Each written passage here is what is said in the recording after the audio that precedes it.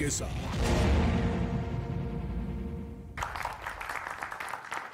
नमस्कार व्यूअर्स, मैं हूं अमीश देवगन और आप देख रहे हैं वीकेंड का सबसे ज्यादा भरोसेमंद कार्यक्रम यह देश है हमारा। 24 का कुरुक्षेत्र तैयार हो रहा है। राहुल गांधी ने कौरव पांडव वाला दांव भी चल दिया है, लेकिन सवाल है कि चुनावी मछली की आंख पर किसका निशाना सबसे सटीक बैठेगा। आज इस सवाल पर सबसे बड़ा सियासी मंथन होगा, क्योंकि चुनावी पंडितों का कहना है कि अकेले अपने दम पर भारतीय जनता पार्टी का सामना करने की ताकत फिलहाल किसी भी विपक्षी दल की नहीं है। लेकिन शरद राव पवार को लगता है कि राहुल गांधी विपक्षी दलों को साथ ला सकते हैं। हालांकि अखिलेश यादव पहले ही अपने पत्ते खोल चुके हैं और कह रहे हैं कि हमारे लिए कांग्रेस और बीजेपी दोनों एक समान है। मायावती ने भी राहुल गांधी के भारत जोड़ो यात्रा से दूरी बना ली। उधर साउथ में केसीआर ने अपना सियासी खेला शुरू कर दिया है। 18 जनवरी को एक बहुत बड़ी रैली वो करने जा रहे हैं। चर्चा है कि अखिलेश यादव, अरविंद केजरीवाल जैसे कई दिग्गज नेता उसमें शामिल होंगे। हालांकि राहुल गांधी को इसमें शामिल होने का न्योता नहीं दिया गया है। ऐसे में सवाल है कि 2024 के कुरुक्षेत्र में विपक्ष का सेनापति कौन होगा? मोदी से मुकाबले के लिए कौन सा चेहरा सामने आएगा?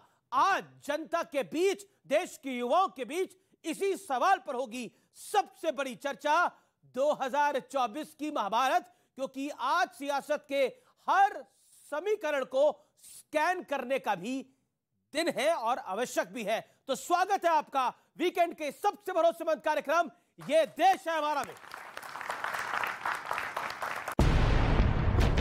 आपका इंतजार कर रही है। पांडवों को घर से क्यों निकाला?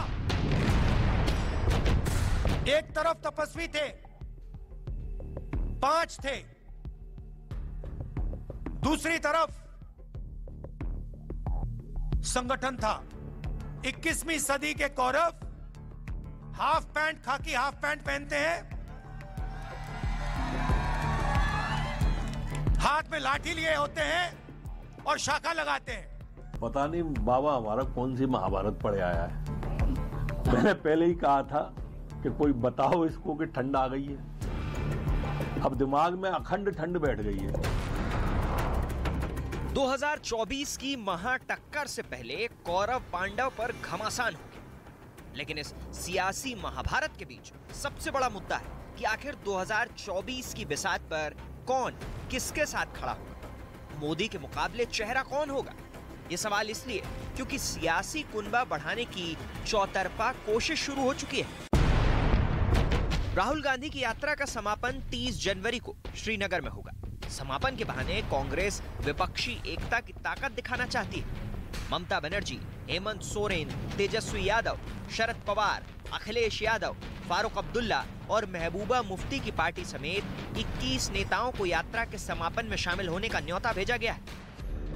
हालांकि लिस्ट में अरविंद केजरीवाल, केसीआर और ओवैसी जैसे नाम नहीं है, लेकिन एक सियासी गेम और चल रहा है। केसीआर 18 जनवरी को खम्मम में एक बड़ी रैली कर रहे हैं। चर्चा है कि राहुल गांधी को उसमें शामिल होने का न्योता नहीं दिया गया, जबकि अखिलेश यादव, अरविंद केजरीवाल और भगवंत मान जैसे नेताओं के रैली में जाने की चर्चा है। भारतीय जनता पार्टी और कांग्रेस दोनों एक हैं। समाजवादी पार्टी को देखें तो उनके पास एक नेशनल विचारधारा नहीं है। मेरा मानना यह है कि अगर मोदी बनाम कोई XYZ होगा तो बीजेपी जीत जाएगी। 540 पार्लियामेंट कॉन्स्टिट्यूंसीज पर बीजेपी से मुकाबला होना चाहिए। अगर चेहरे से चेहरे मुकाबला करेंगे तो बीजेपी स्ट्रांग हो जाएगी, वो नहीं होना चाहिए। ऐसे में बड़ा सवाल है कि क्या विपक्ष बीजेपी के खिलाफ 2024 की मोर्चाबंदी कर पाएगा? इसी सवाल पर जनता के बीच होगी सबसे बड़ी राजनीतिक बहस। तो 2024 का महाभारत आज का विषय यही है। सबसे पहले जनता जनार्दन, देश के युवाओं का अभिनंदन है इस कार्यक्रम में। जोरदार तालियों से के साथ आपका अभिनंदन है। मेरे साथ जुड़ रही है शुभ्रा, जानी मानी लेखिका, उनका अभिनंदन है। जोरदार तालियों से अभिनंदन करिए। मेरे साथ प्रेम शुक्ला है, भारतीय जनता पार्टी के नेता है, प्रवक्ता है, उनका अभिनंदन है। मुदित अग्रवाल है, कांग्रेस पार्टी के नेता है, प्रवक्ता है, उनका अभिनंदन है। मेरे साथ राजकुमार भाटी हैं, उनका अभिनंदन है, समाजवादी पार्टी के नेता हैं, प्रवक्ता हैं। मेरे साथ इस चर्चा में जुड़ रहे हैं शादाब चौहान, नेता पीस पार्टी के, उनका अभिनंदन है। तो जोरदार तालियों से आप सबका स्वागत है इस चर्चा में।